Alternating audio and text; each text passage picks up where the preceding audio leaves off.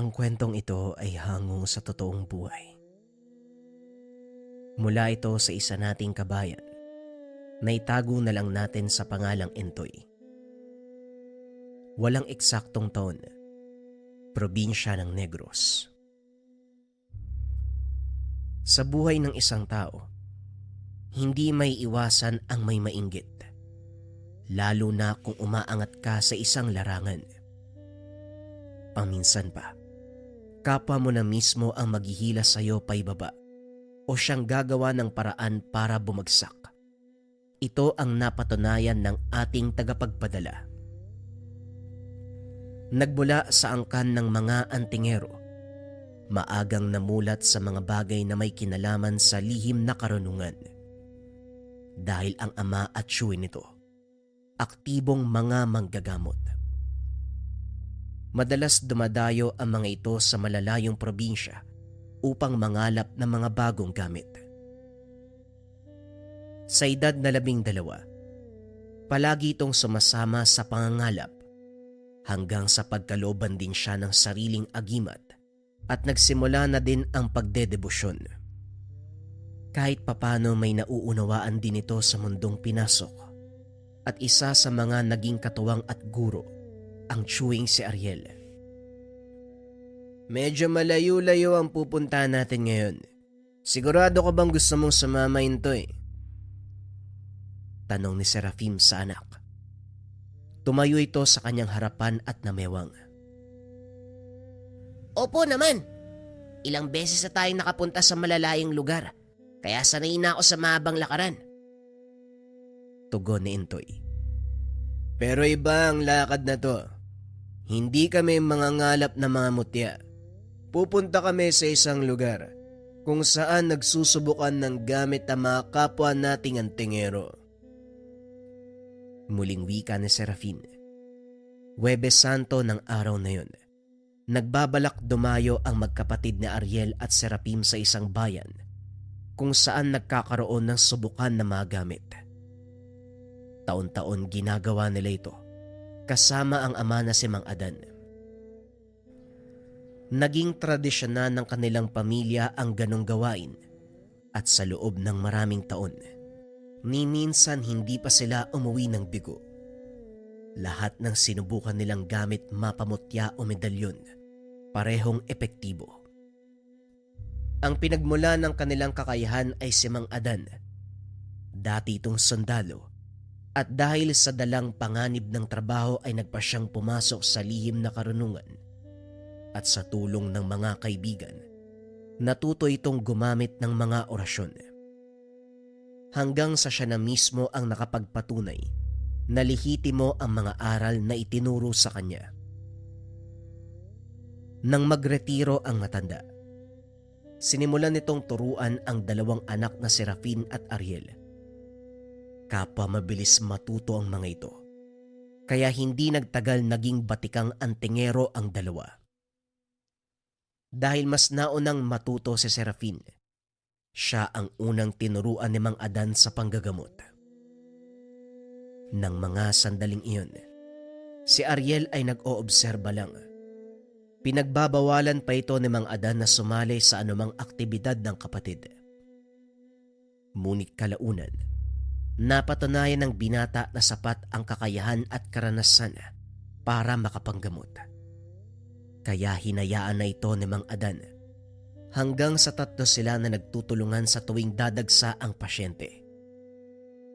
Magkasabay na naglalakad sina Ariel, Serafin at Entoy. Pinagmamasdan ng matanda ang magkapatid. Minsan ay hindi niya naisip na pagbubuklo rin ang dalawa sa isang hangarin. At yun ay ang makatulong sa mga nangangailangan nang walang hinihinging kabayaran. Masasabing nakontento na si Mang Adan sa kung anong nangyayari sa kanyang mga anak. Masaya itong nakikita ang dalawang magkasundo sa parehong interes. Ilang sandali pa, narating na nila ang baryo kung saan sila susubok ng mga bagong kakayahan at tangan. Unang beses ni Intoy na makapunta sa lugar kaya maingat si Ariel na hindi ito makagawa ng mga bagay na hindi magugustuhan ng mga tao sa lugar na iyon. Mas malapit si Intoy sa Chewin kaysa sa ama.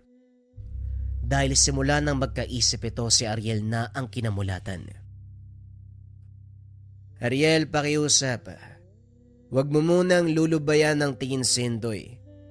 Baka mamaya kung saan yan mapunta. Alam mo naman ang ugali niyan. Ako nang bahala sa bugoy na to. Sige na Manong, mauna na kayo magpasubok. Susunod na lang ako. Tugon ni Ariel. Ang mabuti pa, kayong dalawang mauna at akong bahala sa bata. Teka, nasan si Intoy? Naku naman, nalingat lang kayo na wala na kagad. Wika ni Mang Adan. Ako na maghahanap sa kanya, tay. Alam ko naman kung saan nagpunta yun eh. Dali-daling umalis si Ariel at hinanap si Intoy. Nakita niya itong nakikipag-umpukan sa mga taong natapos ng magpasubok. Marahang lumapit si Ariel upang hindi mahalata ng pamangkin na nasa likod siya. Manghang-mangha si Intoy sa mga nakikita. May ilang nagpapataga pero hindi tinatablan ng itak ang katawan. May ilang nagpapabaril pero hindi tinatamaan ng bala o hindi kaya naman hindi pumuputok ang baril. Patuloy na nanonood ang paslit hanggang sa mapansin ito ng isa sa mga kalalakihan. Anong ginagawa mo dito, bata? Hindi mo ba alam bawal ka dito? Wika ng lalaki habang itinutulak si Intoy palayo. Kagad siyang inawat ni Ariel. Sandali lang kaibigan, kasama ko ang batang yan. Wala namang masama kung manonood siya. Ganun ba? Antingero ka rin ba na magpapasubok ng gamit? At saka ilang beses ka nang nakapunta dito? Hindi ko na maalala pero sinisiguro ko sa'yo na hindi rin ako baguhan sa lugar. Masasabi ko hindi naman yata tama na pagbawalan ng bata nang hindi nalalaman ko noong dahilan kung bakit siya interesado sa ginagawa niyo. Kahit ano pang sabihin mo, maigpit na ipinagbabawal ang mga bata sa lugar na to. Umiinit ang diskusyon ng mga ito nang biglang sumali si Mang Adan. Anong pinagtatalunan yung dalawa? At talagang sa harapan pa ng bata. Ariel, magsalita ka. Pasensya na po kayo, tay. Nakita ko yung lalaki, tinutulak si Intoy eh. Pinagbabawalang manood sa ginagawa nila. Totoo ba ang sinabi ng anak ko? Kailan pa'y pinagbawal ang mga bata sa lugar na ito? Hindi nyo ba napapansin? Walang ibang bata dito maliban sa kasama nyo. Walang ibang bata dito dahil hindi sila interesado sa kung ano nangyayari. Ibahin mo ang batang yan. Kung hindi mo napapansin, may mga tangan siyang medalyon kagaya mo. Isa rin siyang antingero. Huwag mo kong ihahalin tulad sa batang yan, tanda.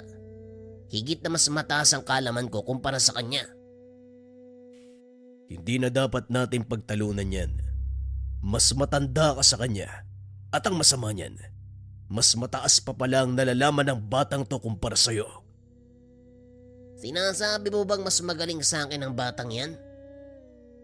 Hindi na sa akin ang galing yan. Kung yon ang pagkakaintindi mo sa sinabi ko, bahala ka sa buhay mo. Halika na, Ariel. Mahirap kausapin ang mga ganitong tao.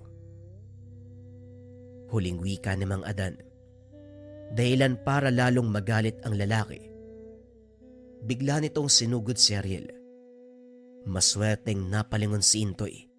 Kaya naman nagbato ito ng tigalpo. Biglang bumagsak sa kinakatayuan ng lalaki. Hindi na nagawang tumayo pa.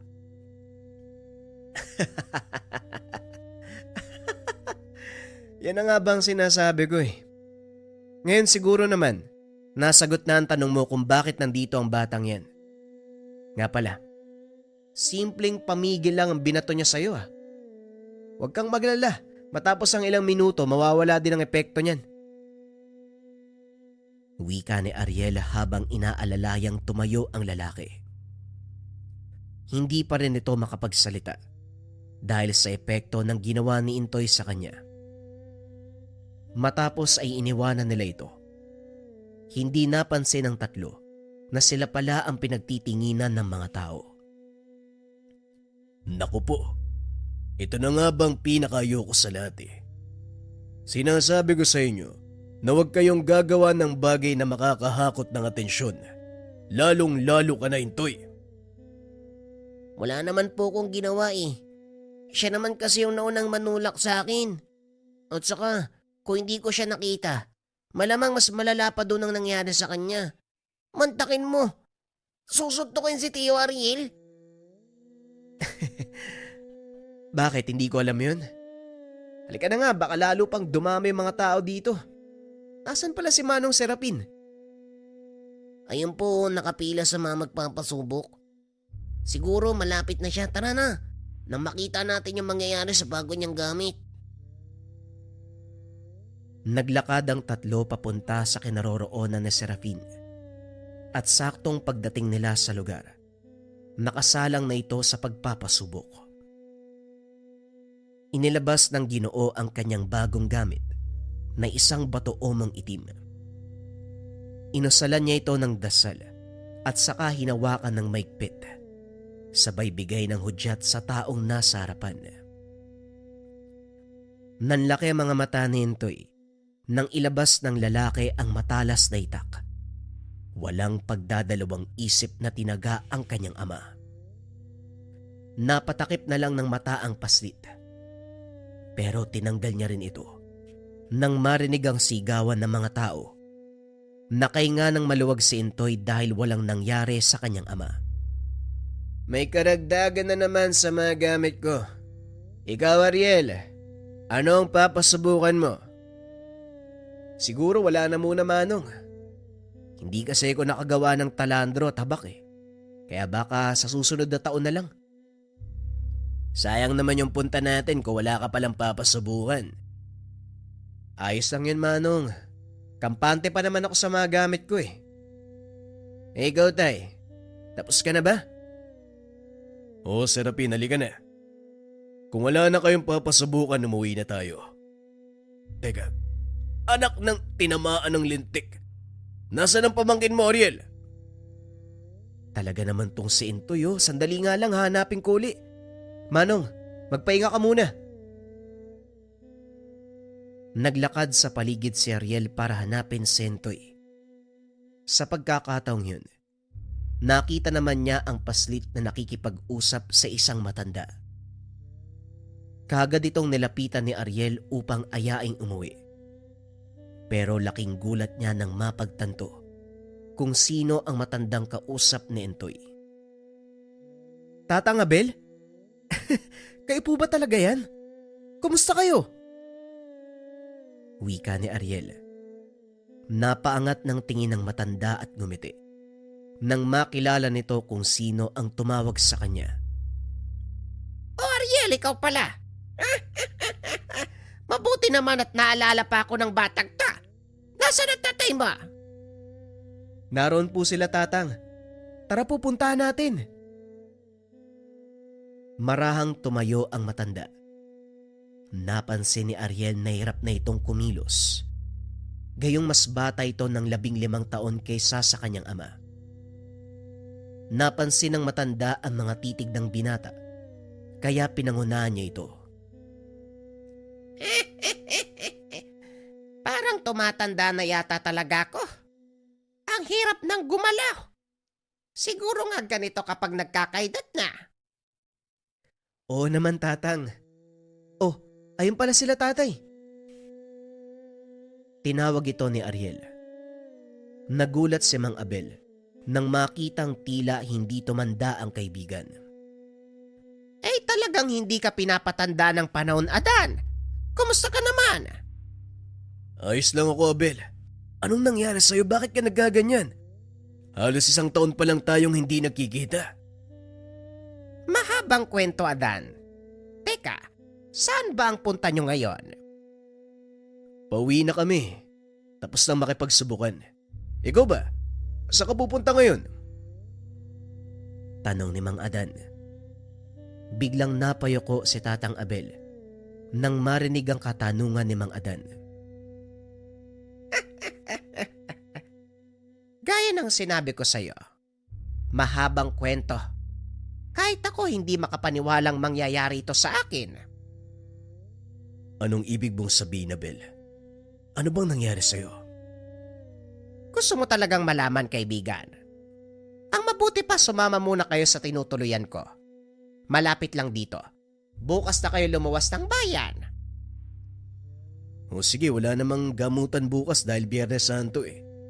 Gusto ko rin makita ikalawang bahagi ng Sabukan. Sandali lang, kakausapin ko yung dalawa. Wika ni Mang Adan. Kinausap nito sina Ariel at Serafin.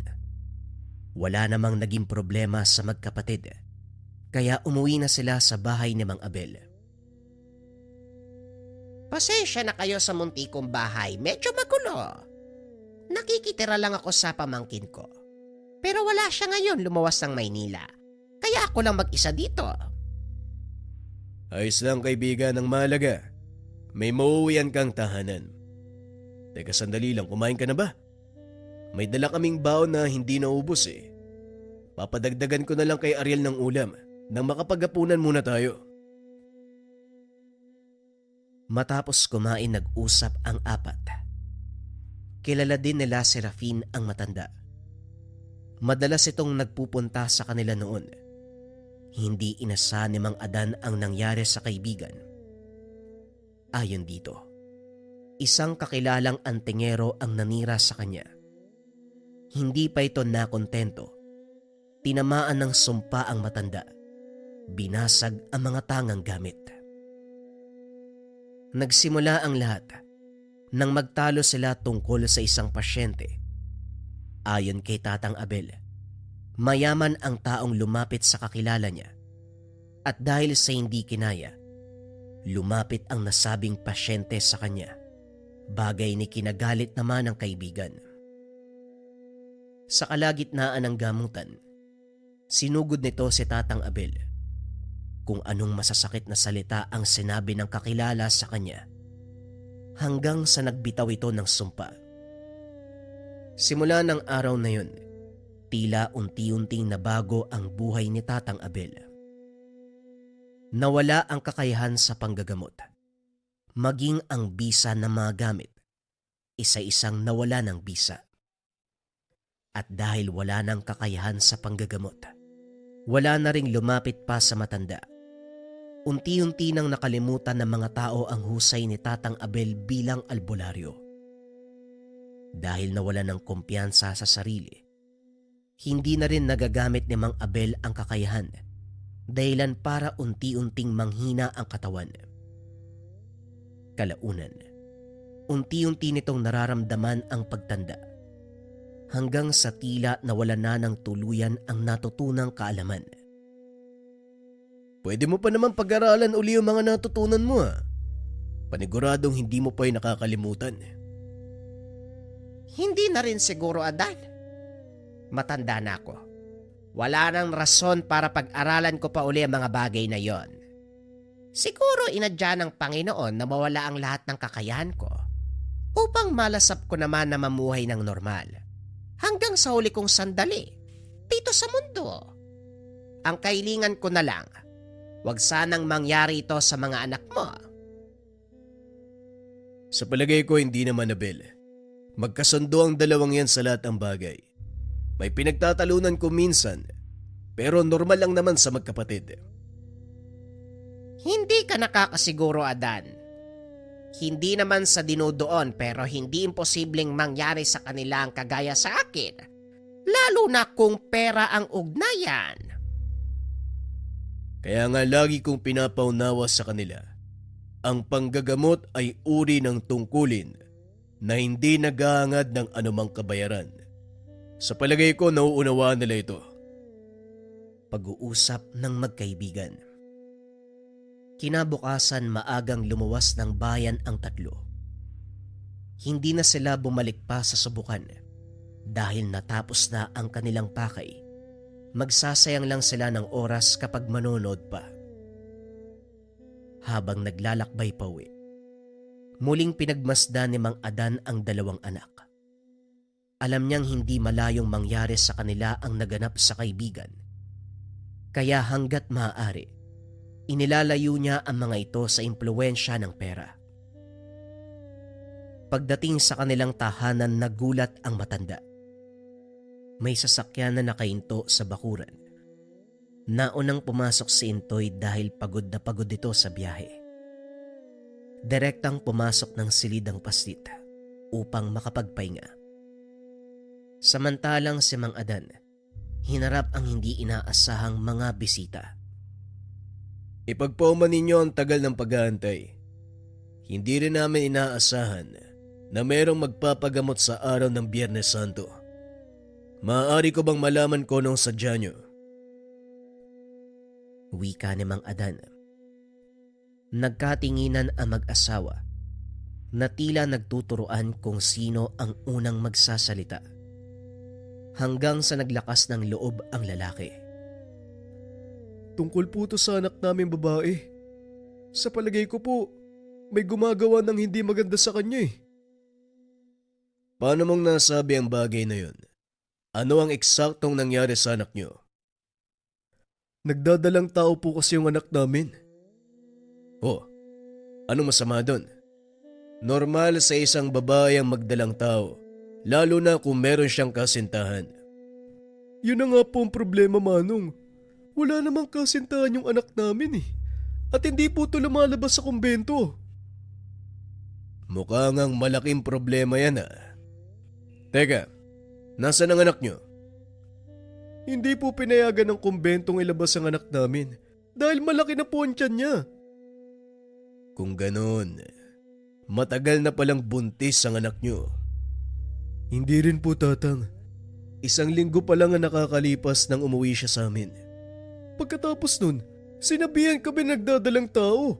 Halos nasa kabuuanan na ito. Paano nangyari yun? Anong sinabi mo? Nasa kabuuanan na ang dinadala ng anak mo. Hindi kaya... Sandali lang. Maaari ba natin siyang puntahan nang makita ko ng personal? Kaso lang ho, hindi pumapayag ang mga madre. Kahihiyan nito sa buong kumbento kung sakaling kumalat ang balita tungkol sa kanya. Tanging malalapit na kamag-anak lang ang pinapapunta dun. Siguro naman, hindi mo pa nadadala doon ang lolo niya. Hindi pa po eh. Anong kinalaman nun? Di ako magpapanggap na lolo nang sa ganun makapasok. Sumang-ayon naman si Arnold. At nang hapon na yon lumuwas ng bayan sina Mang Adan kasama ang dalawa. Pagdating sa kumbento, hindi na tumuloy ang matanda. Naramdaman nito ang kakaibang presensya ng mga elemento. Mukhang tama nga ang hinala ko.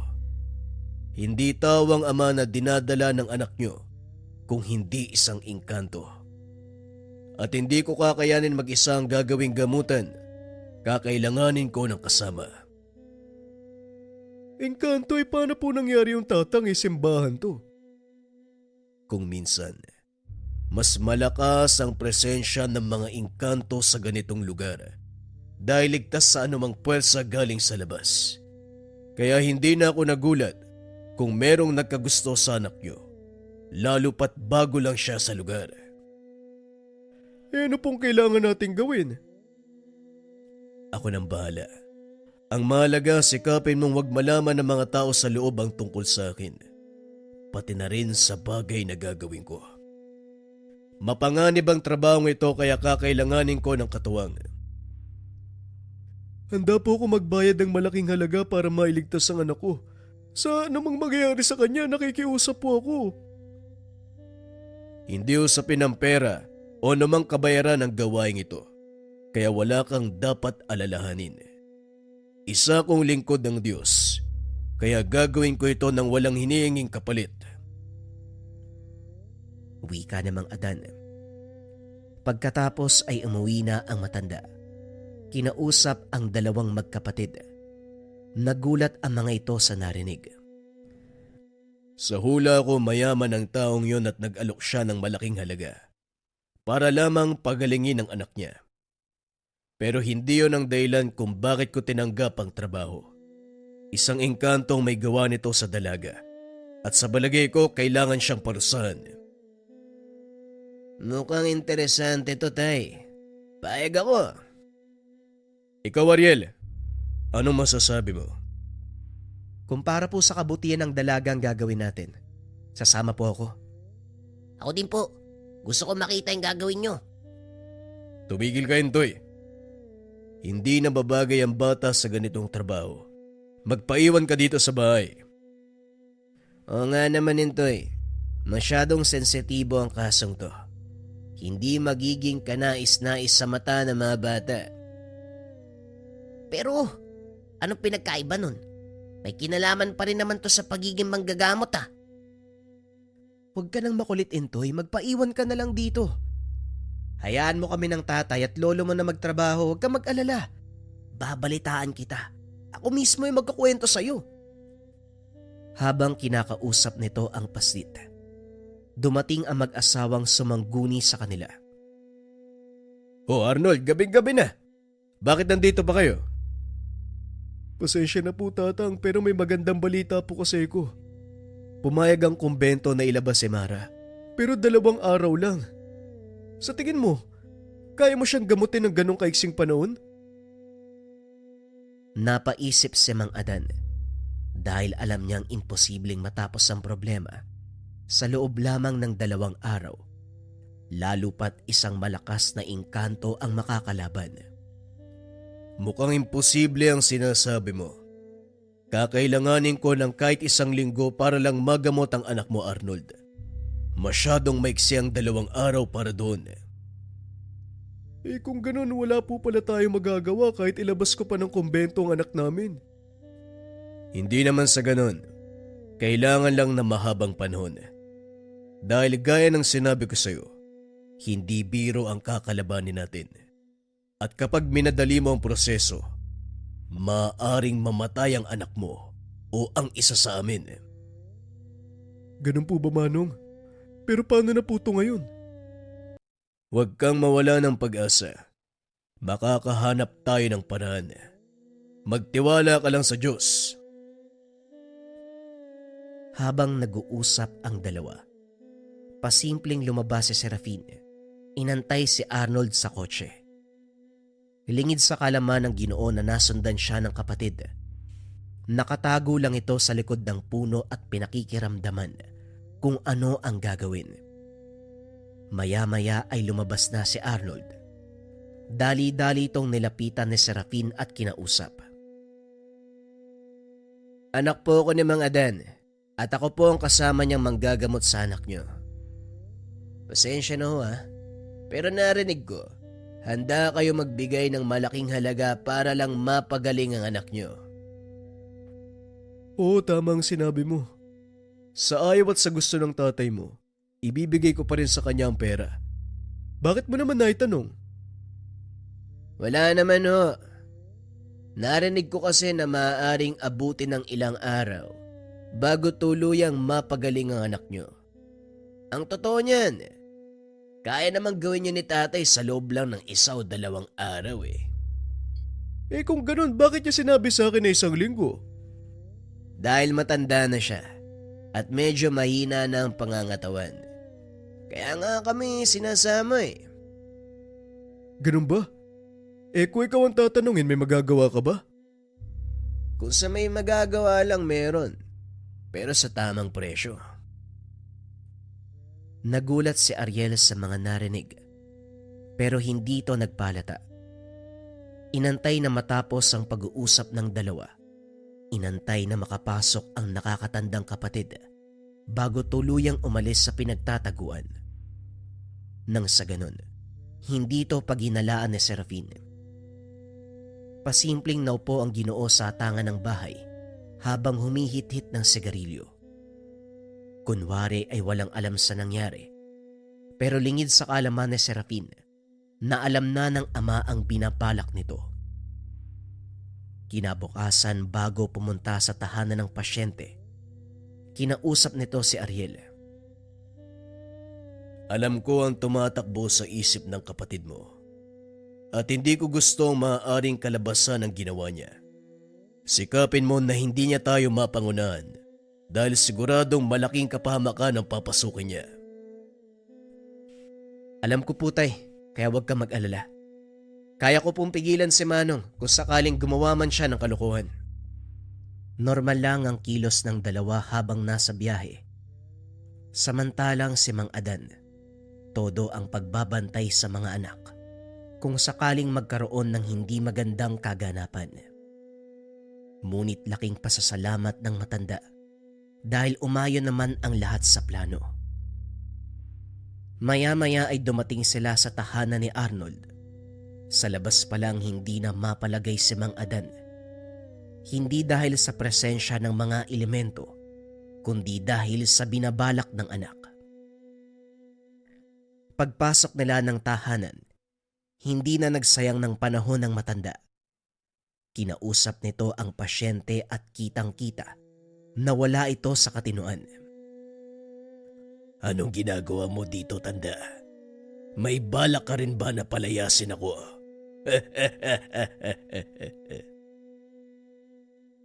Nagulat si Mang Adan dahil nasa katawan ng dalaga ang nilalang. Hinawakan nito ang tiyan ng dalaga. Naramdaman ang pagkilos ng sanggol na nasa loob. Nagwawala na ito dahil sa sobrang sakit na nararamdaman. Serafin, sa pagkakataong ito, si Ariel ang gagamot sa pasyente. Umalalay ka lang sa kapatid mo. Maliwanag, tay. Ariel, nandito lang ako sa likod mo. Biglang tumawa ng malakas ang nakasanib sa dalaga. Ngunit pinatahimik ito ni Serafin. Bagay na ikinagulat ng mag-asawa. Huwag ka munang makikialam, Serafin. Hayaan mong si Ariel na gawin ang kanyang trabaho. Nagsimula ng mag-usal na mga dasal si Ariel. Ngunit tila hindi ito umepekto. Anong problema, Ariel? Parang hindi umeepekto sa pasyente madasal mo. Serafin, ilang beses ko bang sasabihin sa'yo na hayaan mo muna ang kapatid mo? Muling tumahimik si Serafin at sa pagkakataong iyon inulit ni Ariel ang pag-uusal. Kaso nga lang ganun pa rin. Lalo pang lumakas ang pagtawa ng nilalang sa loob ng katawan ng pasyente. Mukhang walang epekto ang ginagawa mo, ah. Tay, pwede bang ako nang sumalo? Hindi, Serafin. Maupo ka dyan. Mariing wika ng ama. Nilapitan nito si Ariel at hinawakan ang pulso. Nanlaki ang mga mata ng matanda dahil wala na itong nararamdamang enerhiya sa anak. Gayunpaman hindi ito nagpalata na alam niya kung ano ang nangyayari. Sa halip ay pinaupo nito si Ariel at siya ang humalili sa anak.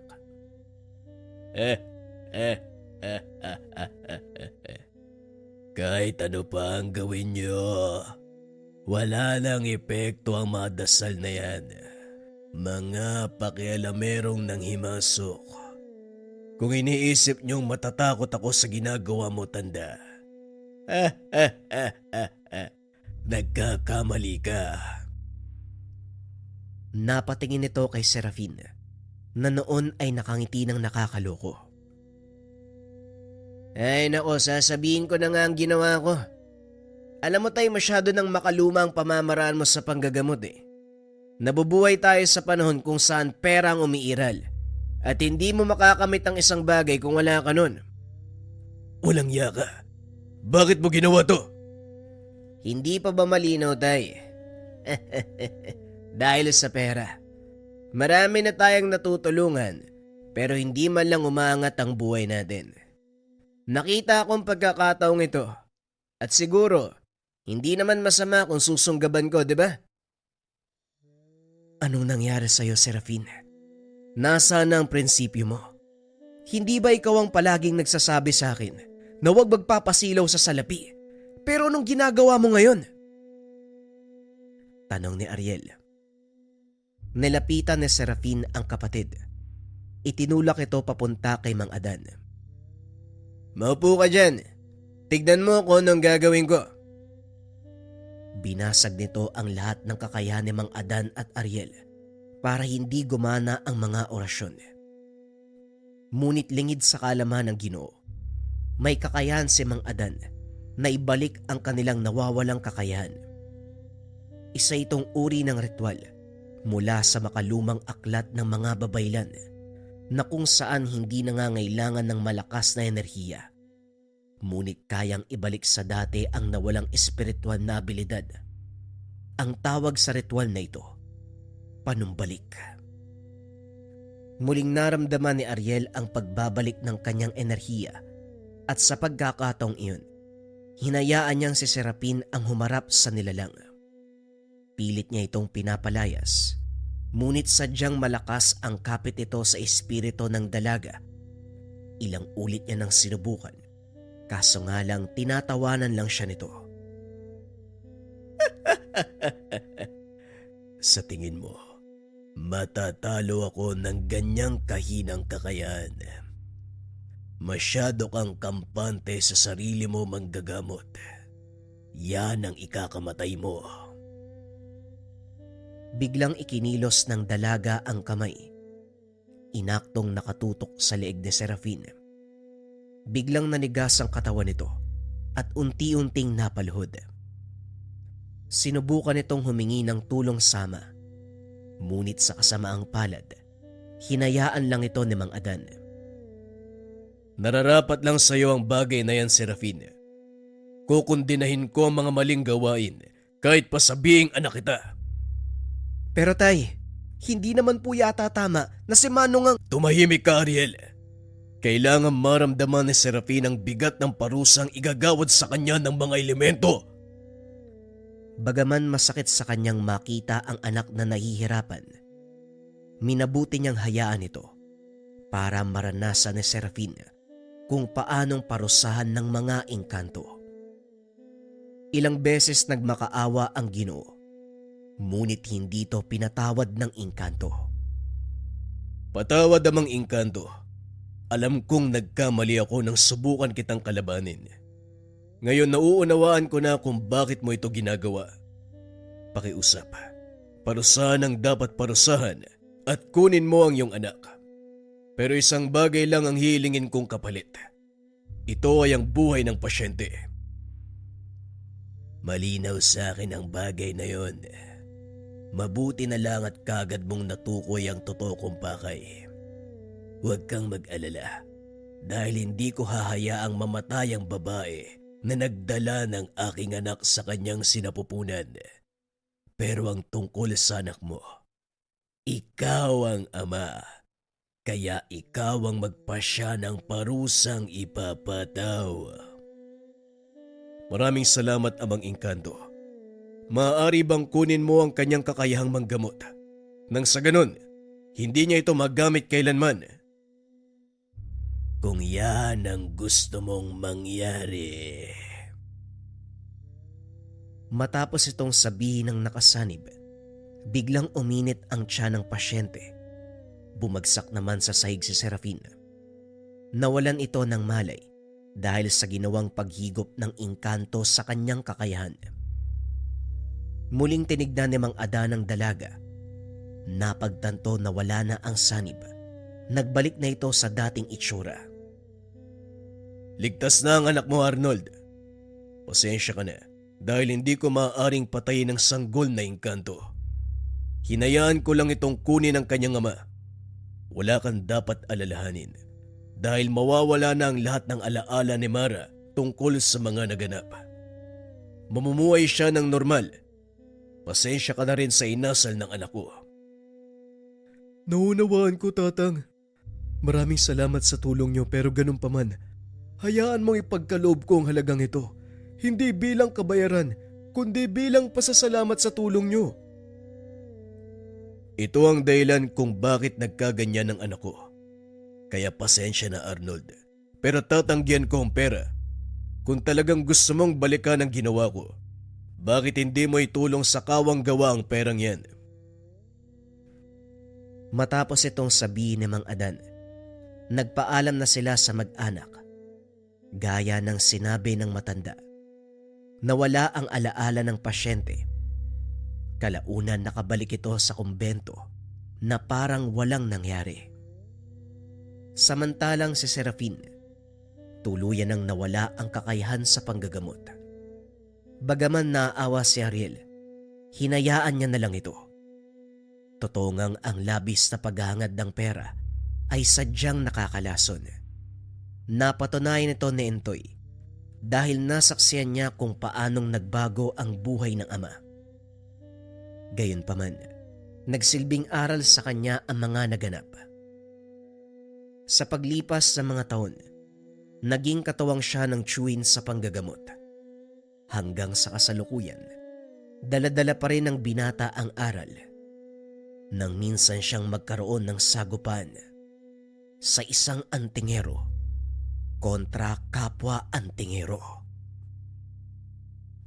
Ang susunod nating kwento ay tungkol sa aswang kontra aswang. Ito ay mula sa mga dati nating kwento, mga kabayan. Kung sakaling napakinggan na, pwedeng skip ang kwento. Huwag na nating patagalin pa. Simulan na ang storya. Ang kwentong ito ay hango sa totoong buhay. Mula ito sa isa nating kabayan. Naitago na lang natin sa pangalang Anoy. Walang eksaktong taon. Probinsya ng Capiz. Kadalasan naririnig natin sa mga netibo. Maraming tao ang nabibiktima ng mga aswang. Lalong-lalo na sa mga liblib na lugar. Lalong-lalo na sa mga liblib na baryo. Karamihan sa mga kaso ng pagpatay, ibinibintang sa mga aswang. Lalo na kung kakaiba o hindi kaya naman masyadong karumal-dumal ang pagpatay sa isang tao.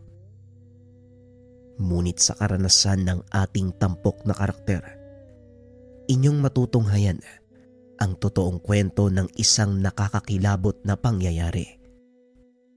Naganap ito sa isang liblib na baryo sa bayan ng Dumalag, sa lugar ng probinsya ng Capiz. Nang mga panong ito, kasalukuyang nag-aaral ng sekundarya itong si Anoy. Madaling araw pa lamang ay kailangan ng gumising ng binata upang hindi mahuli sa klase. Dahil kailangan niyang lakarin ang maigit 6 na kilometrong daan para lamang makarating sa paaralan. Nasa huling taon na ito ng pag-aaral sa sekundarya, kaya naman halos nasanay na ang katawan nito sa paglalakad ng malayo.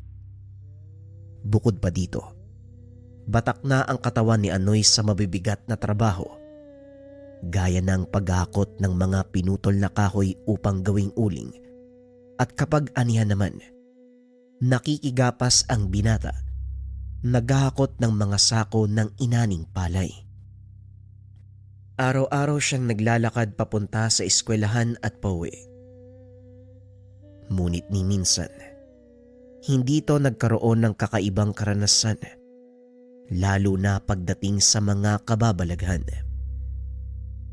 Madalas ding kumakalat sa kanilang lugar ang kwento tungkol sa aswang na nanghaharang sa daan.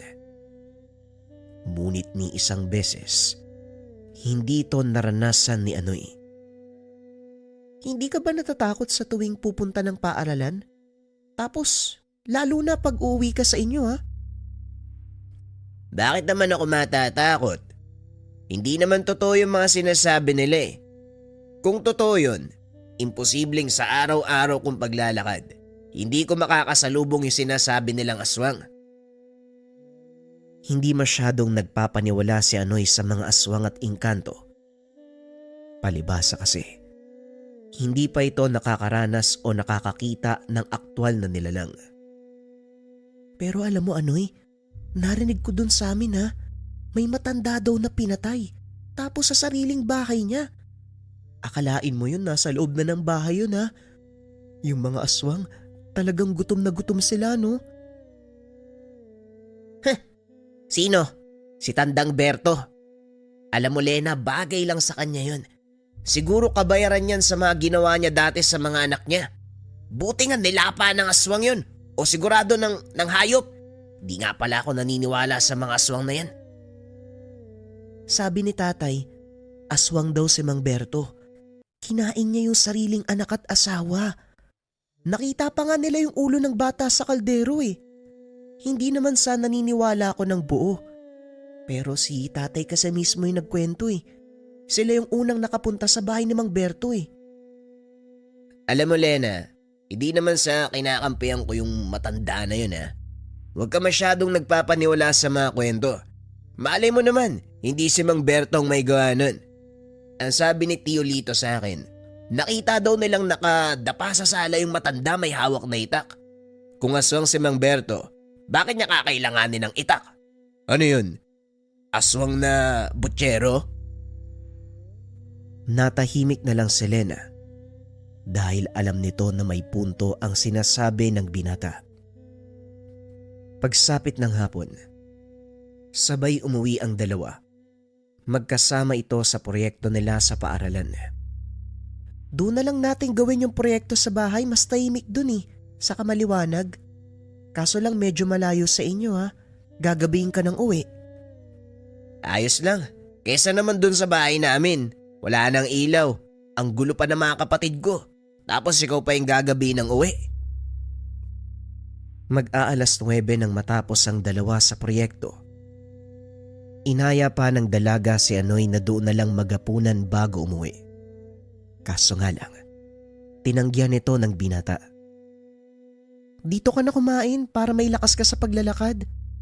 Hindi na, Lena, sa bahay na lang ako kakain. Sigurado namang tiniran ako ng pagkain ni nanay at tatay. Baka lalo kong gabihin sa pag-uwi. Sige na, mauna na ako. Matapos ang pag-uusap, kagad nang tumuloy ang binata. Hindi nito alintana ang dilim ng daan. Sa isip-isip nito, kailangan niyang makauwi sa lalong madaling panahon dahil hindi alam ng kanyang mga magulang kung ano ang ginawa sa paaralan. Paniguradong nag-aalala ang mga ito. Nasa kalagitnaan ng paglalakad si Anoy ng mga sandaling ito. Bukod sa madilim, napakasukal pa ng dinadaanan. Ito ang pinakamalapit na daan papunta sa kanila. Habang naglalakad, nakakarinig ng ingay ng kuliglig ang binata. Normal na ito sa kanya dahil lagi siyang dumadaan sa lugar na iyon. Ngunit laking pagtataka nito. Biglang tumahimik ang paligid. Nawala ang ingay na mga kulisap. Bahagyang umalinsangan ang hangin. Nakaamoy ng malansa ang binata. Nagpatuloy sa paglalakad si Anoy hanggang sa nakarinig siya ng mahinang angil. Tila isang taong hirap na hirap sa paghinga. Bahagyang nagdahan-dahan sa paglalakad ang binata dahil hindi na nito makita ang dinadaanan. Lalo na't palusong pa ito. Madulas din ang daanan ng mga sandaling iyon dahil kakatapos lang ng ulan. Pagkarating sa bandang ibaba, nagulat si Anoy. Isang figura ng lalaki ang naaninag. Nakaharang ito sa daanan. Magandang gabi po sa inyo. Makikiraan lang po. Hindi sumasagot ang lalaki. Sa halip ay umakto itong mauupo sa gitna ng daan. Bahagyang umatras si Anoy. Unti-unti itong gumagapang papunta sa kanyang kinakatayuan. Umaangil ang nasa harapan. Nakalawit ang dila. Naaninag na ni Anoy ang itsura nito dahil sa kaunting liwanag mula sa buwan. Nanlilisik ang mga mata ng lalaki. Tila gutom na gutom. Bigla itong tumalon papunta sa kanya. Napasigaw si Anoy. Ngunit hindi na nito nagawa pang makatakbo. Sobra ang takot ng binata. Tanging pag-upo na lamang ang nagawa. Inaantay na tumama sa kanya ang kalmot ng nilalang. Ngunit ilang segundo ang nakalipas. Wala pa ring dumadampi sa kanya. Nang mag-angat ng tingin, Wala na ang nilalang. Nagulat ito nang makita ang isa pang nilalang sa kanyang likuran. Napagtanto ng binata, hindi siya ang pakay ng nilalang na nasa harapan, kung hindi ang isa pang nakasunod sa kanya. Naglaban ang mga ito hanggang sa tuluyang mapatay ang isa sa kanila. Halos bumaliktad ang sikmura nang makitang kinakain ng isa ang kalaban nito. Dali-daling tumakbo si Anoy palabas ng kagubatan. Nang marating nito ang gilid ng daan, sumigaw papunta sa kanilang tahanan. Dali-daling sinalubong ng ama ang binata. Tinanong kung ano ang nangyari. Anoy, bakit ngayon ka lang? Ano bang nangyari sa'yo? Bakit ka sumisigaw? Hindi makapagsalita ang binata dahil sa sobrang takot. Nanginginig ang katawan habang namumutla. Pawis na pawis. Nakaupo lang ito sa sulok habang nakatulala. Isang buong linggong ganon ang kalagayan ng binata. Hindi ito makausap ng maayos. Sa kalagitnaan ng pagtulog ay napapasigaw ito. Sa tuwing tatanungin ng ama, tanging pag-iyak lang ang naitutugon ng binata. Sinubukan nilang ipatingin sa mga espesyalista. Ayon sa mga ito, nagkaroon ng nakakatakot na karanasan ng binata, dahilan para patuloy itong magpabalik-balik sa kanyang alaala. Nagmistula na itong baliw, kaya naman nag-alala ang mga magulang. Ginawa ang lahat ng paraan para manumbalik lang ito sa dati. Dinala si Anoy sa isang albularyo. Sa pamamagitan ng ritual, nagawang matukoy ang dahilan kung bakit nagkaganon ang binata. Pinaliwanag din ng mga magulang ni Anoy ang resulta ng pagsusuri ng mga eksperto.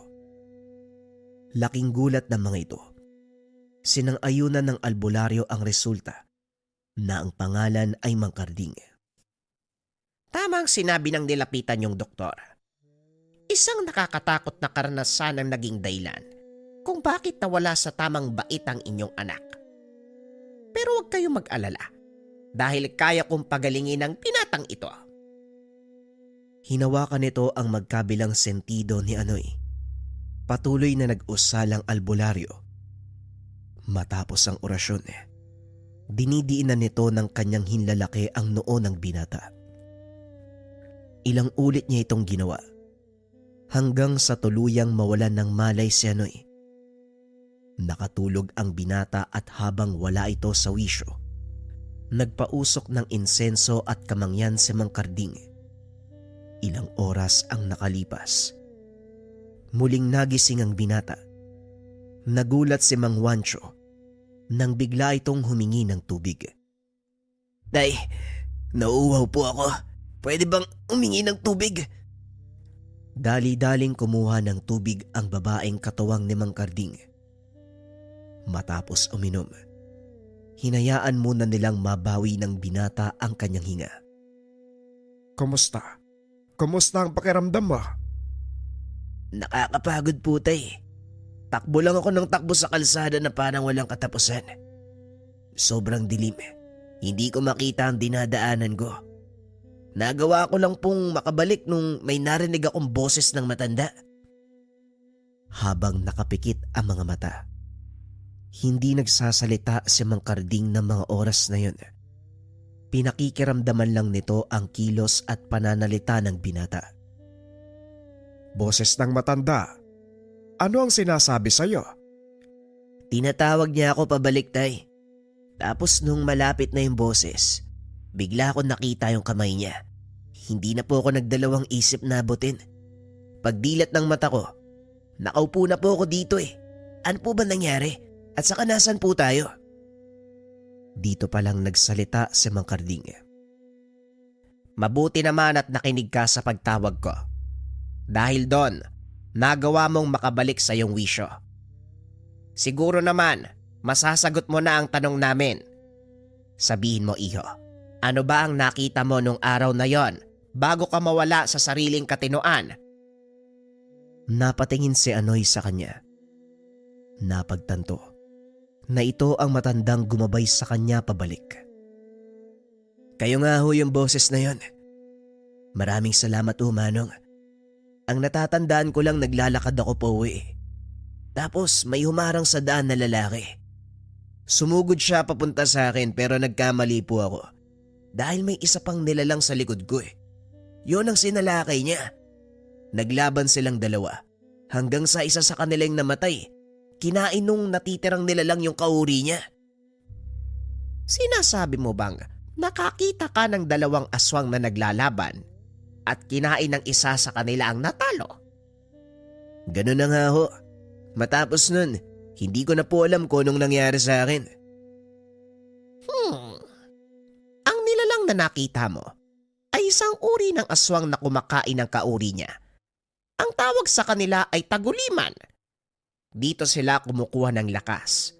Hindi rin sila banta sa mga tao dahil wala silang hilig sa dugo natin. Sa mga hindi nakakalam, ang taguliman ay isa sa mababang uri ng aswang. Kung antas ang pag-uusapan, mas mataas lang ito ng kaunti sa asbo, na ang kinakain naman ay mga bangkay na kakalibing pa lang. Sinasabi din ang mga taguliman, kadalasang nakikisalamuha sa mga tao, at ang ilan sa mga ito, nagiging gabay o tagapagbantay pa nila. Bibihira ang ganitong uri ng aswang. Simula nang sumibol sila sa mundo, iilang tao lang ang nakakita sa mga ito. Isang katangian para maikumpara ang taguliman sa iba nitong kauri, ang kanilang malalatigong buntot. Hindi rin kumukulo ang langis na ginagamit ng manggagamot para malaman kung may aswang sa paligid. Isa pang katangian ng mga taguliman ay ang kakayahan nilang magpalit ng anyo sa kahit anong uri ng hayop. Kung ganun ho, pinagtanggol po ako ng aswang na yun. Maaring tama ka. Maari ding nagkataon lang na napagitnaan ka ng dalawang naglalabang aswang. Mag-iingat ka pa din dahil hindi ako sigurado kung taguliman nga ang tumulong sa'yo. Eto, suotin mo. Alam kong hindi yan tatalab sa mga taguliman, pero malalaman mo ang pagkakaiba ng taguliman sa pangkaraniwang aswang sa pamamagitan niyan. Matapos ang pagbisita nila sa manggagamot, tuluyang nanumbalik sa wastong pag-iisip si Anoy. Muli itong nakabalik sa paaralan at nakapagtapos. Hindi na nasundan ang pangyayaring iyon. Hanggang sa magtapos sa pag-aaral ng sekundarya si Anoy, hindi na ito nag-aral ng kolehiyo dahil bukod sa sobrang layo ng paaralan, hindi rin kaya ng pamilya ng binata ang matrikula. Nagpasya na lamang itong tutukan ang kanilang palayan. Nagpagawa ng suka mula sa puno ng irok.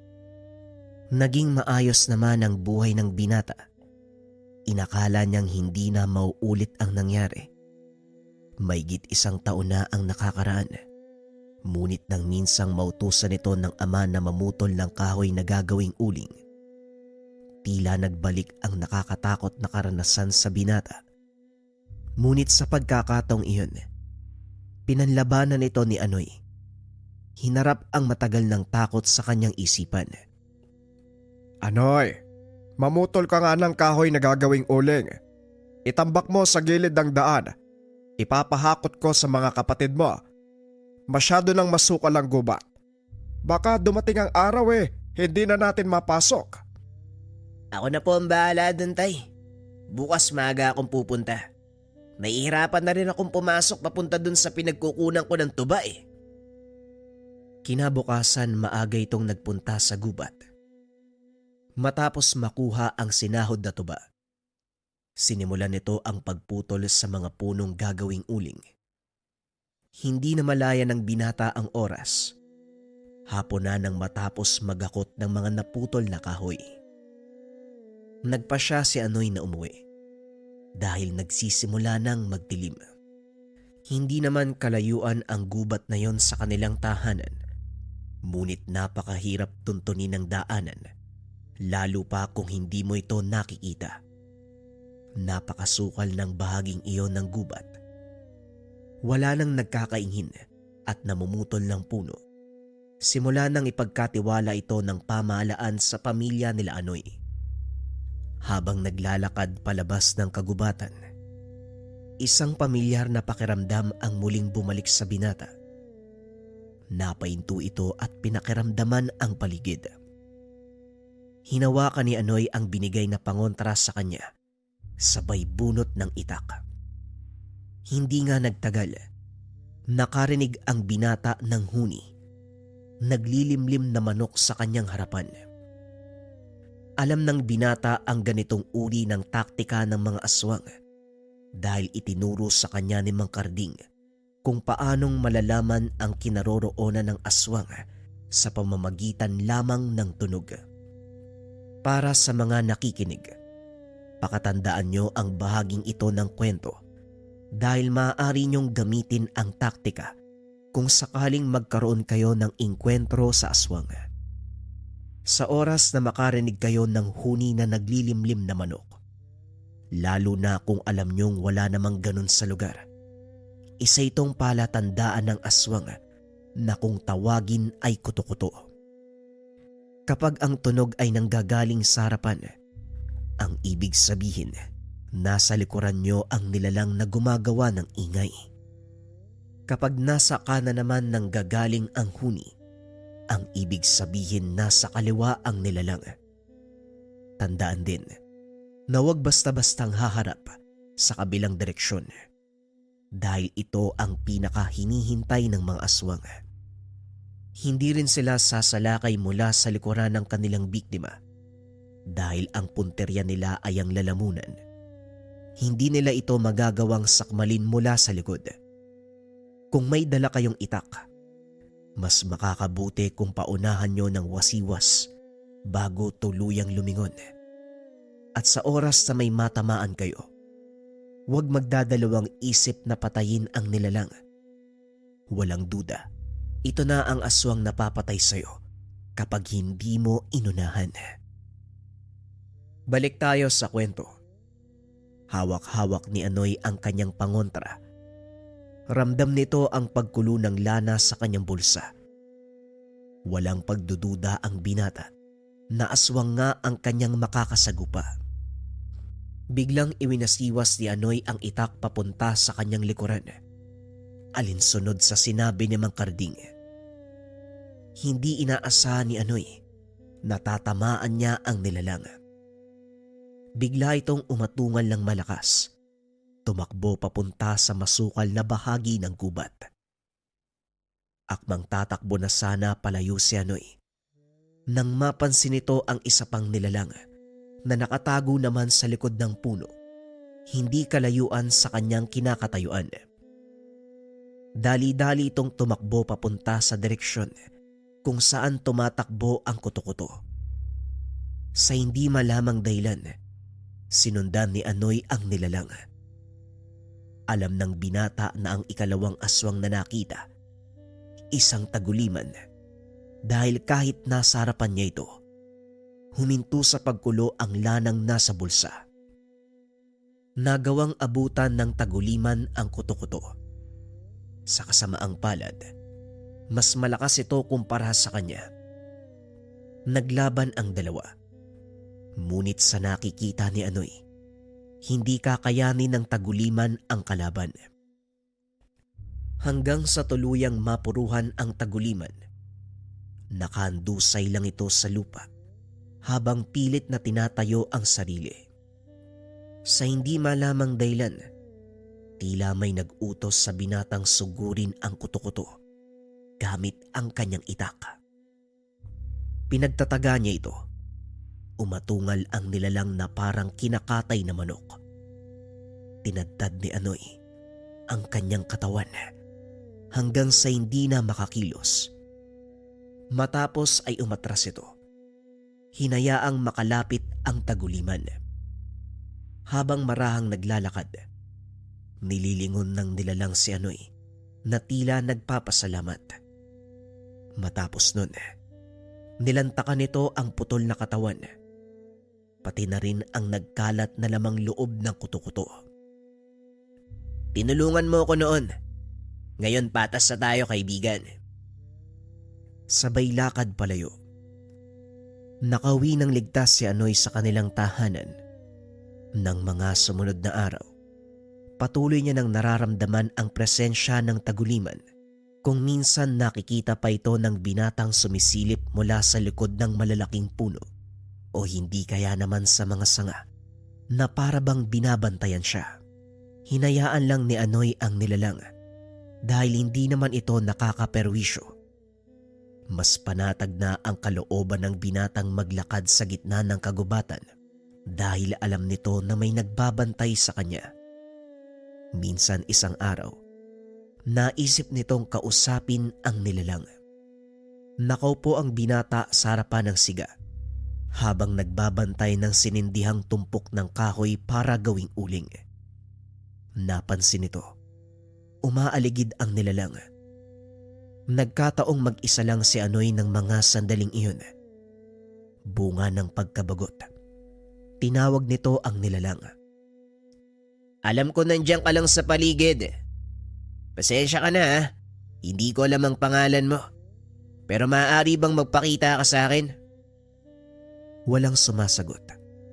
Ngunit nararamdaman niya ang mahinang yapak ng paa sa paligid. Huwag kang mahiya. Wala ka namang dapat katakutan eh. Hindi naman kita sasaktan. Sa totoo lang, ako pa nga ang dapat matakot sa'yo eh. Maya-maya lang ay nakarinig ito ng yapak ng mga paa papunta sa kanyang likuran. Ilang sandali pa ang nakalipas. Napatayo ang binata. Isang nilalang ang nagpakita sa kanya. Sa wakas nagpakita ka din. Huwag kang mag-alala, wala akong balak na masama. Nais ko lang makita yung totoong anyo ng nilalang na palaging sumusunod sa akin. Gusto ko ring malaman kung bakit mo to ginagawa. Hindi na umasa si Anoy na magsasalita ang nilalang. Ngunit laking gulat nito dahil biglang nagsalita ang taguliman. Hindi kami likas na masama. Wala kaming pagnanasa sa laman ng tao. Kaya hindi kami banta sa inyo. Isa pa, ikaw ang kauna-unahang taong nagligtas ng buhay ng isang kagaya ko. Kaya kita sinusundan sa kadahilanang gusto kong malaman kung ano ang dahilan at bakit mo ginawa yun. Tumawa ng malakas ang binata at muling naupo.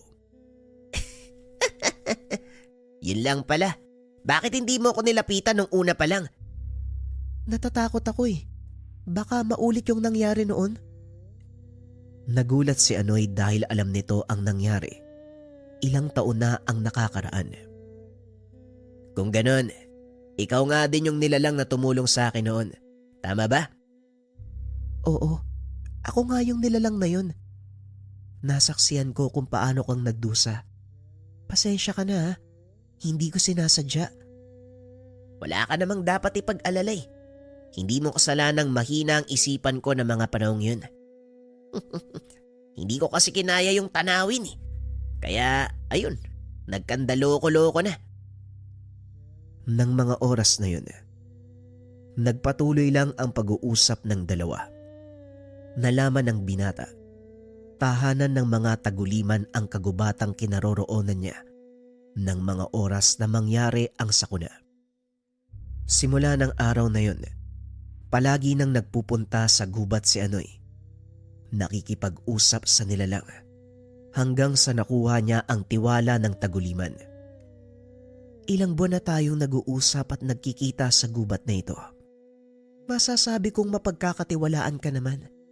Gusto ko sanang ipakilala sa iyo ang aking anyong tao. Kaso lang, natatakot ako eh. Baka lumayo ka, kaibigan. Hindi nga ako natatakot sa nakikita ko ngayon eh. Hindi kita huhusgahan sa anyong tao mo. Hindi ko nga alam kung lalaki ka ba o babae. Sige lang, magpakatotoo ka. Antayin natin ang pagsikat ng araw. Doon ko ipapakita sa iyo ang totoo kong anyo. Hindi na malaya ni Anoy na nakaidlip na ito. Biglang napabalikwas ang binata dahil nang magmulat ito ng mata Nagliliwanag na ang kalangitan. Hinanap ng binata ang nilalang pero hindi niya ito makita. Sa isip ni Anoy, maaaring nagtampo ito at umalis dahil nakatulog siya habang nag-aantay. Aalis na sana si Anoy nang bigla siyang makarinig ng boses. "Oh, saan ka pupunta, Anoy?" Dahan-dahang lumingon ang binata. Kinusot pa ang mga mata. Hindi ito makapaniwala. Si Lena ang nakatayo sa harapan niya ng mga oras na yun. Lena, anong ginagawa mo dito? Ang aga-aga nasa gubat ka. Saka ang layo ng tahanan mo dito ah.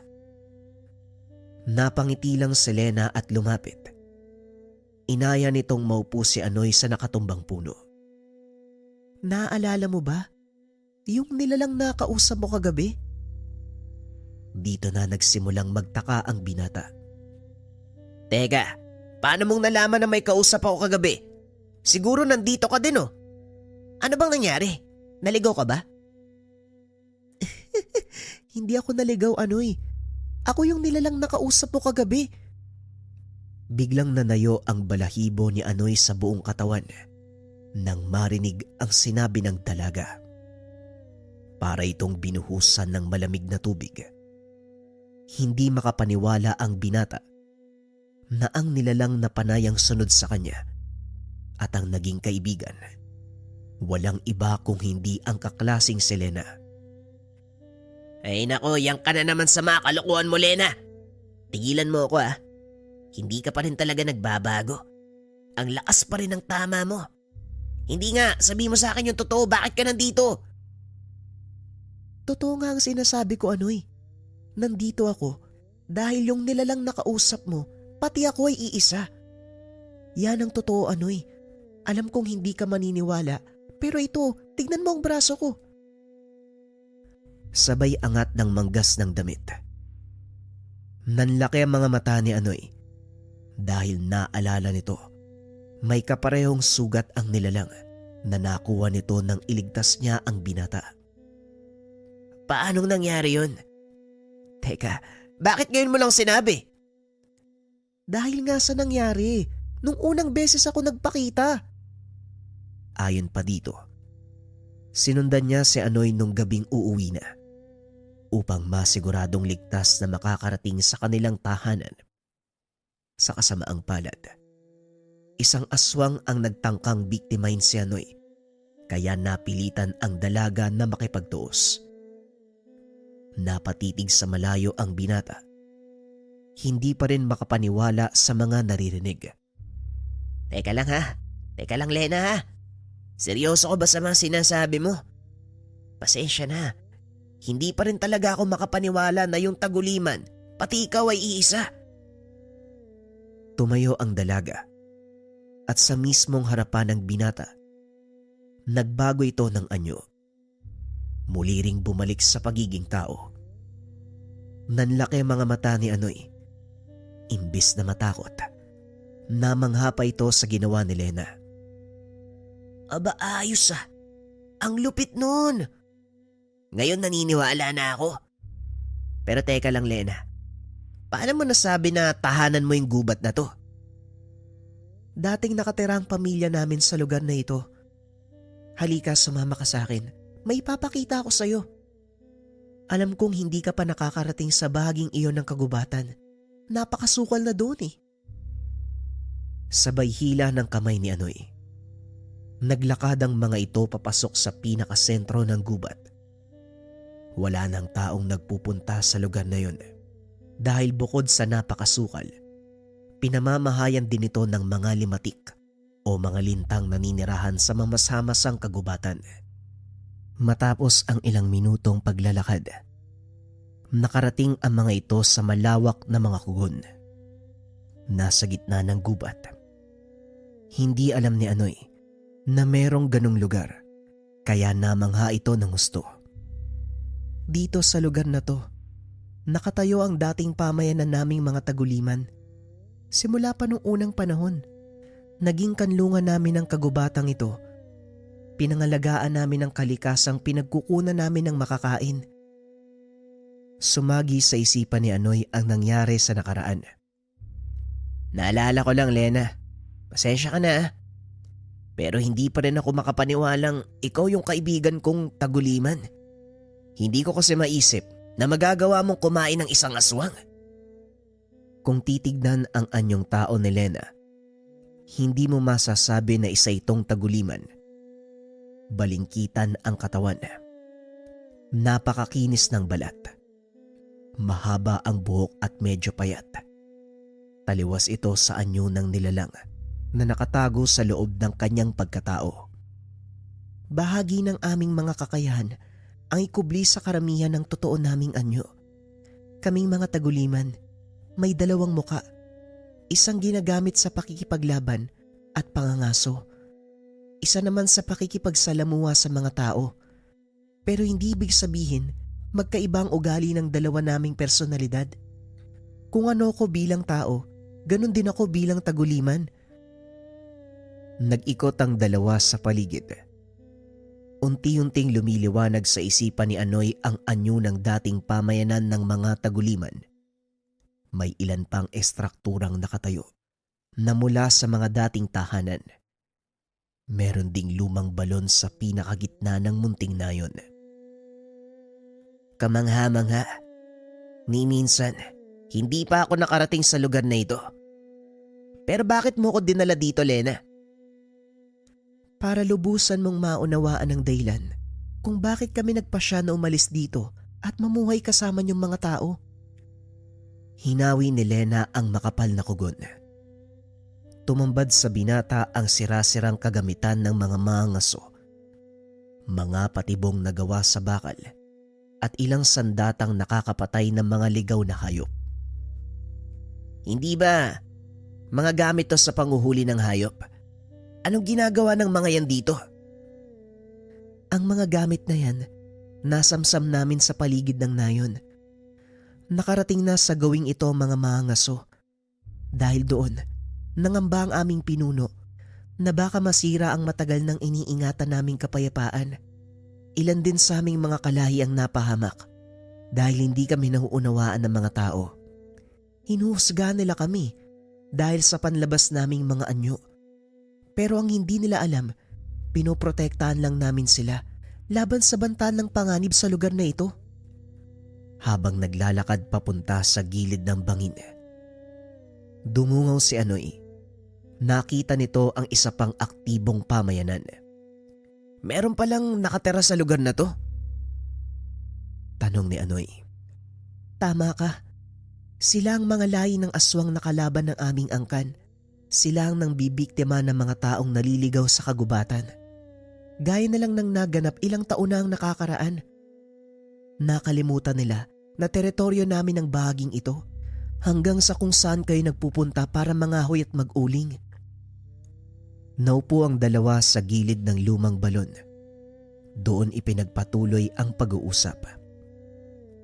Ayon pa sa dalaga, kaya sila umalis sa lugar para makaiwas sa maaaring maging gulo sa pagitan ng mga tao. Hindi alam ng karamihan ang pagkakaiba nila sa normal na mga aswang. Kaya naman madalas naiisip natin na pare-pareho lang sila. Matapos ang pag-uusap, hinatid na ni Lena palabas ng gubat ang binata.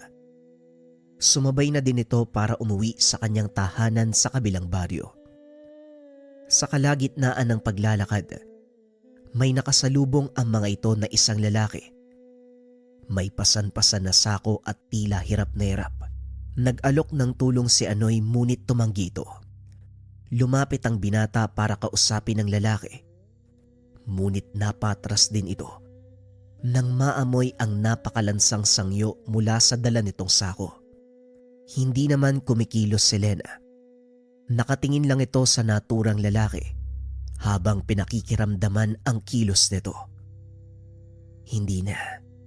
Ayos lang ako. Magaan lang naman ang dala ko. Kaso lang, medyo paahon ang daan. Pero wag kang mag-alala, Utoy. Kaya ko naman. O sige ho, Manong. Pero matanong ko lang ho, ano po ba yung laman ng sakong yan? Ito ba? Karne ng kinatay na kalabaw. Namatay kasi yung alaga ko sa pana ng burol. Kaya doon na lang namin kinatay. Matapos ay nagpatuloy na ito sa paglalakad. Nang makalayo na ito, saka pa lamang nagsalita si Lena. Nagsisinungaling ang taong yun. Hindi karne ng kalabaw ang laman ng sako, kundi patay na katawan ng tao. Yun din ang hinala ko, Lena. Pero hayaan mo na siya. Hindi naman niya tayo ginalaw eh. Ngunit nagulat ito nang biglang sumigaw ang dalaga. Hoy, ikaw, tumigil ka. Kilala kita. Sino na naman yung biniktima mo? Talagang hindi na kayo natuto. Huminto sa paglalakad ang lalaki. Inilapag ang dalang sako. Paglingon ito sa kanila, laking gulat ni Anoy dahil nanlilisik na ang mga mata. Tumutulo pa ang laway. Pwede bang wag kang makialam, Taguliman? Nagugutom ang pamilya ko. Kaya wag mo kong harangan. Kung ayaw mong patikaw, gawing pangkonsumo ng pamilya ko. Naglakad papalapit si Lena. Umatras ang lalaki. Huwag mo kong tatakutin sa sarili kong teritoryo. Nakalimutan mo yata, wala kang kapangyarihan sa umaga. Napatras ang lalaki. Muling binitbit ang sako. Masyado kang nakikialam. Hindi mo naiintindihan ang pinasok mong gulo. Taguliman, pagbabayaran mo ang araw na ito. Wika ng lalaki sabay takbo palayo. Oh, saan naman pupunta yun? Babalik siya doon sa maliit na baryo na nakita natin. Halika na, umalis na tayo dito. Paniguradong babalik yung lalaking yun, kasamang mga kalahi niya. Teka, ikaw, anong gagawin mo? Sasabihan ko si tatay tungkol dito. Siguradong magagalit siya sa oras na malaman niya na nambibiktima ng mga tao ang mga aswang gubat. Matapos ay nagmadali na ito upang umalis. Naiwan si Anoy sa lugar. Medyo malapit na rin sa kanilang bahay ang binata, kaya tumuloy na lang ito sa pag-uwi. Ngunit hindi pa rin nawala sa isipan ni Anoy ang nangyaring komprontasyon. Alam nitong mapanganib ang susuungin ng kaibigan. Kaya naman matapos maligo, pumunta ito sa tahanan ng dalaga. Saktong pagdating, nag-usap-usap ang pamilya ni Lena tungkol sa nangyari. Nahinto lang ito nang makita ng dalaga si Anoy nakatayo sa labas ng kanilang tahanan. Anoy, bakit ka nandito? Alam kong malaking panganib ang kakaharapin mo, Lena. Kaya nandito ako para kahit papano makatulong. Lena, sino yung bisita mo? Bakit hindi mo patuloyin? Onoy, ikaw pala. Matagal ka nang hindi nakapunta dito. Pinapasok ito ng dalaga at pinaupo sa sala. Pasensya na ho kayo kung naputol ang pag-uusap nyo. Huwag po kayo mag-alala, Mang Intoy. Alam ko na ang katotohanan. Sinabi na sa akin ni Lena ang lahat ng tungkol sa totoo niyang pagkatao. Nandun po ako kanina nang kumprontay niya ang lalaking aswang. Ganun ba? Sa wakas, nagkaroon din ng lakas ng loob ang anak ko na ipagtapat sa nag-iisa niyang kaibigan ng katotohanan. Masaya ako dahil hindi ka lumayo nang malaman mo ang pagkatao ng anak ko. Hindi naman ako bumabatay sa panlabas na nyo sa pagpili ng kaibigan, Manong. Ang mahalaga, malinis ang hangarin, tapat at totoo ang isang tao. Yun po ang nakita kong katangian ni Lena. Ako lang talaga tong hindi makapaniwala. Kahit ako ang ama ni Lena, hindi rin maniniwalang aswang ang anak ko. Sabay tawa ng malakas. Tay, may pinag-uusapan tayong mahalaga. Yun muna ang pag-usapan natin. Mamaya na ang huntahan. Ay, oo nga pala, pasensya na anak. Wala na tayong magagawa. Mas mabuti nang nalaman mo ang nangyari, Lena. Kaya ipapaalam ko ito sa iba nating mga kalahi. Nang sa ganon magawa ng solusyon. Sige na, maiwan ko muna kayo. Pupunta ako kay Tio Pilumo.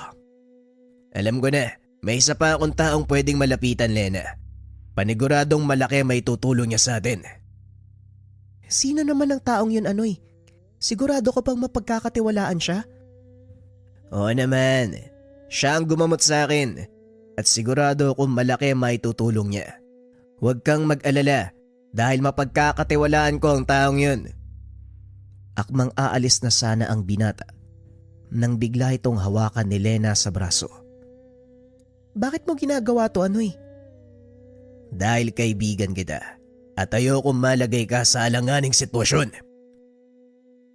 Pinuntahan nito sa tahanan si Mang Karding upang humingi ng tulong. Pinaliwanag din ng binata ang pangyayari. Tila ginanahan ang matanda sa mga nalaman. Mahabang panahon na hindi ako nakakaengkwentro ng aswang. Sige, sabihin mo sa akin kung paano ko makakatulong. Kailangan ko lang po ng ilang payo kung paanong mabilis na mapapatay ang mga aswang gubat. Sige, bibigyan kita ng ilang payo pero sa isang kondisyon. Gusto kong sumama sa laban. Kung yan o ang gusto niya, Manong, walang problema sa akin. Makinig kang mabuti dahil mahalaga ang mga sasabihin ko. Ang mga aswang gubat, hindi lumalaban ng sarilinan. Laksa-laksa sila kung sumugod, kaya kailangang maging alisto ka sa lahat ng panahon. Kapag karap mo ang mga kagaya nila, hindi mo rin alam kung saan manggagaling sa tuwing umaatake. Taliwas ang kakayahan nila sa mga kuto-kuto. Dagdag pa nito, tuso din ang mga aswang gubat. Hindi ito nagiiwan ng bakas kahit saan, ngunit may paraan para matukoy ang kanilang kinaroroonan. Ito ay sa pamamagitan ng pagsasaboy ng abo sa paligid. Matapos makuha ang pagpayag ng matanda, isinama niya ito sa tahanan ni Lena. Saktong naroon na ang ama nito. Nagulat si Mang Intoy nang makita si Mang Karding. Karding, ikaw ba yan? Oo, ako nga ito, Intoy. Kumusta? Si Mang Karding palang tinutukoy mo. Matalik na magkaibigan sila ni tatay. Akala ko naman kung sinong isasama mo eh. Hindi ko naman alam eh. Pero ayos na din yan kahit papano. Magkakilala silang dalawa. Papagkakatiwalaan din natin sa mga sikreto nyo. Mamayang gabi babalik tayo sa lugar kung saan natin nakita yung lalaki. Dahil siguradong doon sila magtitipon-tipon. Ikaw ang una nilang hahanapin para matunto ng kinaroroonan namin. Ganon sila kung kumilos. Alam ko yon, Lena. Ipinaliwanag na sa akin ng Mang Karding ang lahat. Nakahanda na kami sa posibleng mangyari. Magaling kung ganon. Dahil naroon na sa lugar ang ilan sa mga kalahi namin. Nagmamatsyag sila habang nag-aantay ng oras. Bakit hindi ka muna magpahinga, Anoy? Hindi na, Lena. Hindi rin naman ako pagod eh. Isa pa, lalo kong ginaganahan. Dahil kasama ko sa pakikipaglaban ng kaibigan ko. Ay sus ng bola pa. Halika na, magmeryenda na tayo. Aba, tignan mo tong dalawang matanda. Nagawa pang mag-inuman. Saan galing yung alak nila? Hindi ko naman nakitang lumabas si tatay.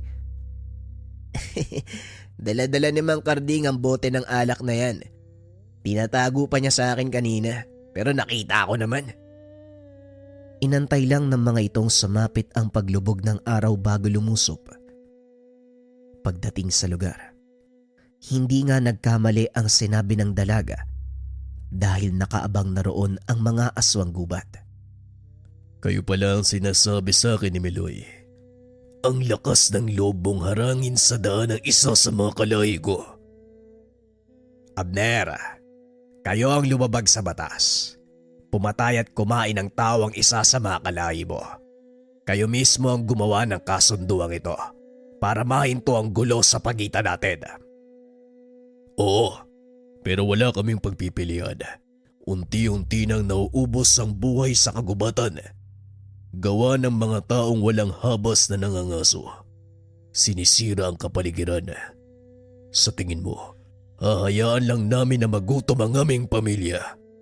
At saka hindi ba, yun naman ang silbi ng mga tao sa ating mga aswang. Pagkain lang sila mang intoy. Kaya nga nagtataka ako kung bakit kayo nakikianib sa kanila.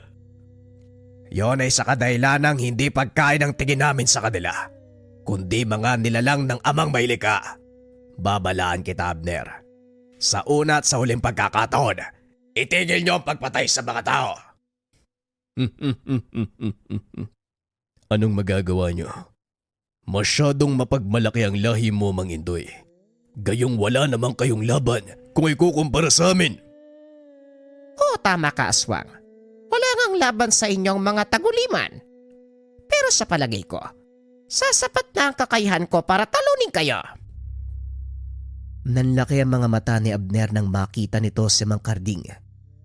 Saka pa lamang napagtanto ni Anoy na malaki ang takot ng mga aswang gubat sa matandang manggagamot.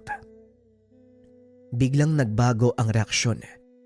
Lalo pa nang ilabas ni Mang Karding ang kanyang latigong gawa sa buntot ng pagi. Huwag kang makialam dito, Mang Karding. Walang atraso sa iyo, mga kalahi ko. Away namin ito ni Mang Untoy at ng kanyang angkan. Sa tingin mo, hahayaan kong galawin mo ang kaibigan ko. Hindi naman yata tamang manood ako. Pwes, kung yan ang hanap mo, mga kasama, sumugod kayo. Pagbigay ng hudyat ni Abner, naglabasan ang mga nakatagong aswang gubat. Lingid sa kaalaman ng mga ito na may nakaabang na patibong para sa kanila, ang matandang manggagamot. Nagsaboy ito ng pinaghalong abo ng buto ng babaeng usa at asupre, dahilan para mag-iba ang amoy ng kapaligiran. Nang humupa ang alikabok, inihampas ng matanda ang kanyang latigo sa malaking bato. Kumislap ito na naging sanhi naman ng pagkasunog lang lupa kung saan tumama ang pinulbos na asupre. Natupok ang katawan ng mga aswang gubat, kaya nagpasya ang mga itong umalis sa lugar. Hindi makapaniwala si Abner sa ipinakitang kakayahan ni Mang Karding. Sa kabila ng katandaan nito, mahusay pa rin ang matanda sa pakikipaglaban. Wala akong balak na patayin sino man sa inyo. Kagaya ng mga tao, may karapatan kayong mamuhay. Ngunit tatandaan nyo ang limitasyon at hangganan kung saan kayo nabibilang. Hinabol naman ng mga kasama ni Lena ang nagtatakbuhang mga aswang. Hindi na ito nagawang pigilan ni Mang Untoy dahil matagal na rin na hindi nakakakain ng aswang ang mga ito. Ikaw ang nagdala ng kapamakan sa mga kalahi mo, Abner. Kung nanahimik na lang sana kayo, wala sanang mangyayaring ganito. Pakiusap, pigilan niyo mga kalahi mo, Mang Untoy. Pangako, hindi na kami lalampas sa aming hangganan. Hindi na rin kami papatay ng tao. Hayaan niyo lang kaming mamuhay. Huli na ang lahat, Abner. Mas makakabuti kung lilisanin niyo ang lugar na ito. Sa gayong paraan, makakapamuhay tayo ng payapa. Matapos ang pag-uusap, umalis na sa lugar si Mang Intoy. Naiwan si Lena at Anoy. Lena, anong balak mo sa isang yan? Wala namang silbi ang buhay niyan eh. Mas mabuti siguro kung isama na natin sa mga kalahi niyang namatay. Sabay sunggab kay Abner. Kinagat nito sa leeg ang lalaki sabay hila. Napatalikod na lamang ang mga nakakita. Ilang sandali lang, natapos ng kainin ng dalaga ang lamang loob nito.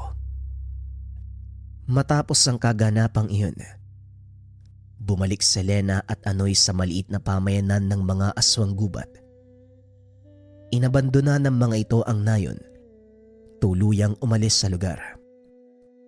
Samantalang si Lena at kanyang ama nanatili sa pamayanan ng mga tao. Sa paglipas ng panahon, Umalis si Anoy sa bayan para magtrabaho sa ibang bansa. Hindi na ito muling bumalik pa dahil bumuo ng pamilya sa bansang pinuntahan. Wala na rin siyang naging balita sa kaibigan. Ngunit gayunpaman, hindi mawawala sa isipan nito ang alaala ni Lena, pati na rin ang kanyang angkan na kumakain ng kapwa aswang.